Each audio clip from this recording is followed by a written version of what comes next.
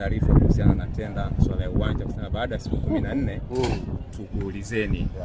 Nini kinafuata hivi? Zimepita kwanza hujaniuliza. Au ulikuwa nipo nje nchi? Sawa. Bana, swali zuri umeuliza ndugu yangu Jadu. Tulitangaza tumetoa siku 14 kwa makampuni, mataasisi mbalimbali kuomba tenda ya kujenga uwanja wa Young African Sports Club, na tulitoa siku 14 kupata hayo maombi na mwisho ilikuwa tarehe 23. Ni kili mbele yenu, zoezi limefanyika kwa mafanikio makubwa sana. Tumepokea ofa nyingi, maombi mengi sana ya makampuni, mataasisi mbalimbali yakitaka kufanya kazi na Young Africans kwenye kujenga uwanja wa klabu yetu.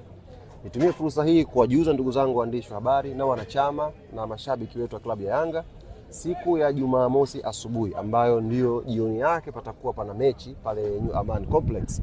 Jumamosi asubuhi kamati yetu tendaji Young African Sports Club inaongozwa na rais wetu Engineer Hersaid itakwenda kukutana. Na ikikutana ajenda ni moja tu, ni uwanja. Tunakwenda kujadili sasa hayo hizo ofa ambazo zimetumwa, alafu tutakuja kutoa majibu ndani ya yani mechi tu ikiisha ndani ya muda hiyo wiki inayokuja hiyo. Sijapewa exactly date, ila maandalizi nayaona wiki inayokuja. Baada ya kufanya mchakato watakwenda kukutana na mmoja ambaye amechaguliwa au ameshinda kwenye kushirikiana na klabu kujenga uwanja wa Yanga. Kwa hiyo mambo yanakimbia kwa namna hiyo. Tunapokimbia kuitafuta robo finali, tunakimbia pia hivyo hivyo. Hakuna kupoa kuhakikisha uwanja wetu unaanza pale ujenzi makao makuu. Ni watu kama walikuwa wanaamini kwamba ni yale tu, lakini wenyewe wako serious.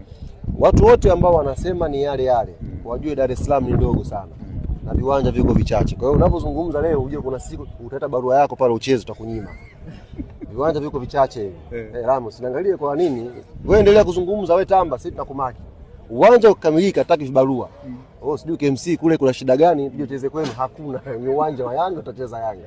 Ndio hivyo. Kwa sisi tunatazama tu shehe wangu. Lakini inshallah hii wiki inayofuatia mchakato wa kutangazwa aliyeshinda utafanyika na immediately tutaanza pia mchakato wa kuanza kumsikiliza mradi mzima unakuwaje. Anafanya hamasa kuelekea mechi ya mechi ya Ali kuna mipango yetu shehe. Mechi hii unajua Waarabu jua wana desturi moja.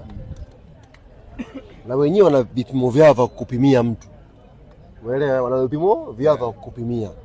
Kwa hiyo ukienda kichwa Waarabu sio watu wazuri. Inabidi twende kwa akili kubwa. Ndio maana nimekwambia mipango yote kutoka leo tutakuwa tunaifanya taratibu. Nyie kesho timu inasafiri. Ambao mtakuwa mmejaliwa budget nzuri, karibuni Zanzibar.